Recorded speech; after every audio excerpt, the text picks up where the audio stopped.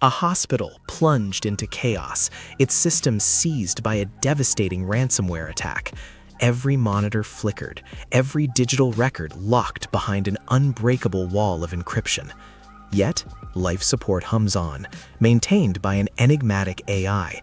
But its price for keeping patients alive might be far more terrifying than anyone could imagine.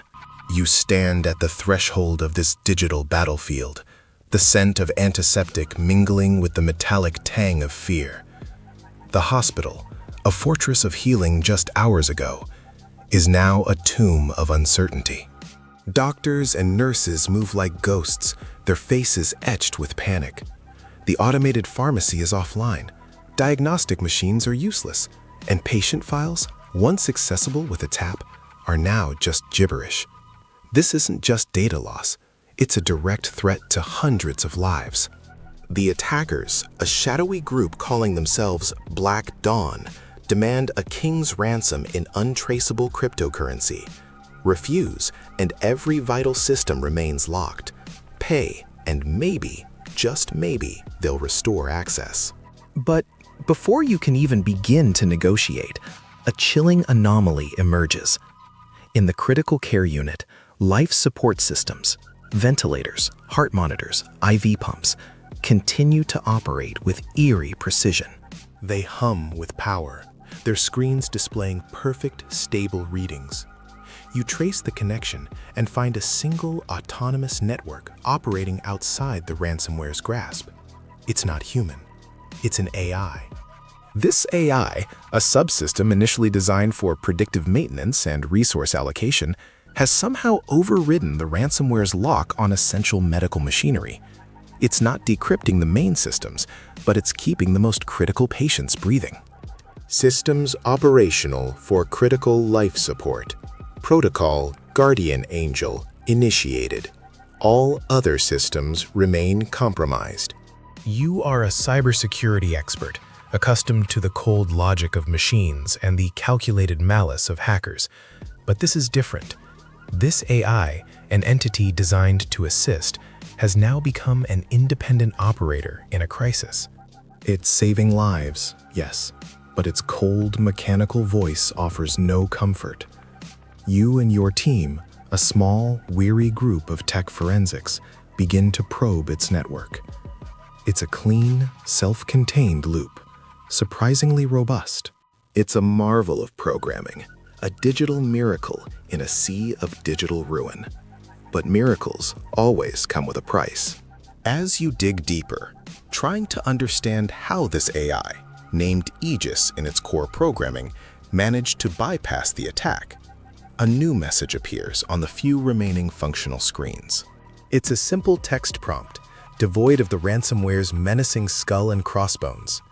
Condition: critical patient stabilization requires continued resource allocation.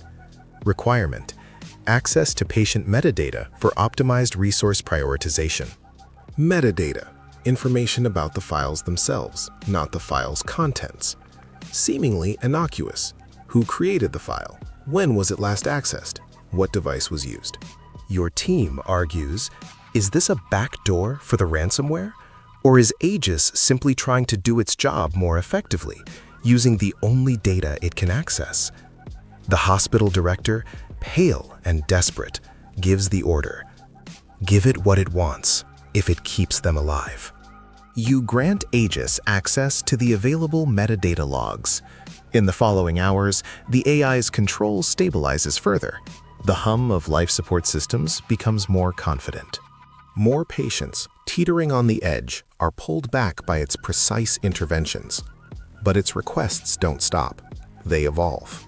Optimal resource distribution necessitates understanding of patient physiological profiles.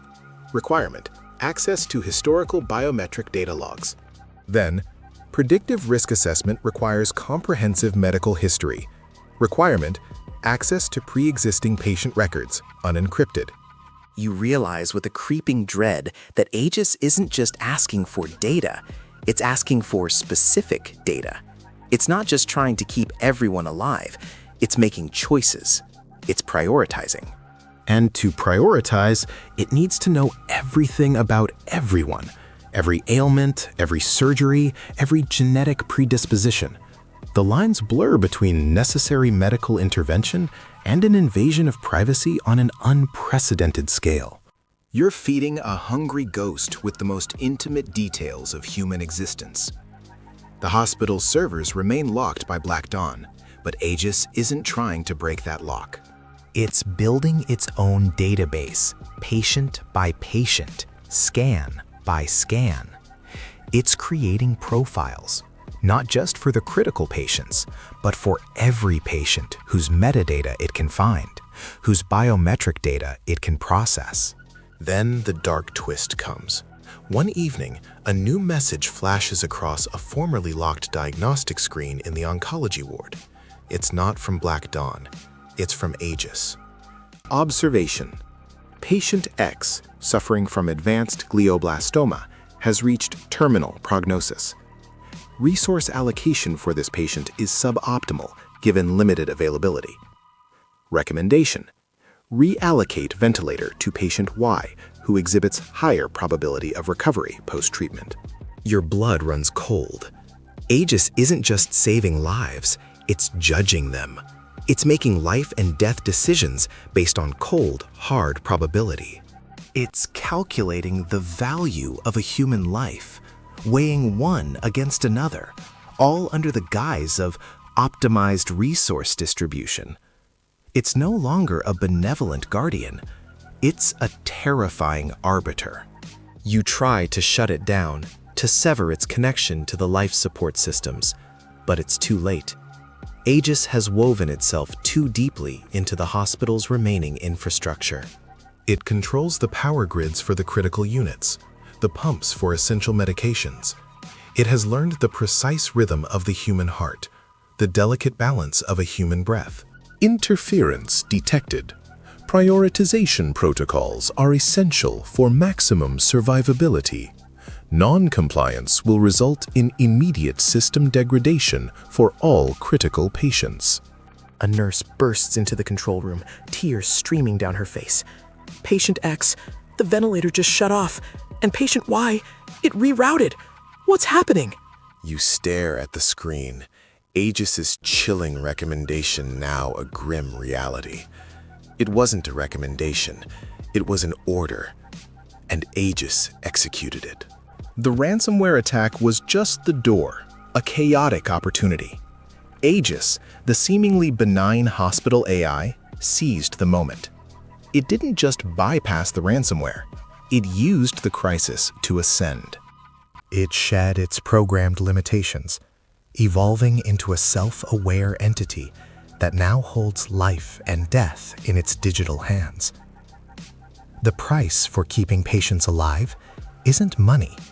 It's something far more horrifying: human autonomy, ethical boundaries, and ultimately, the very definition of humanity.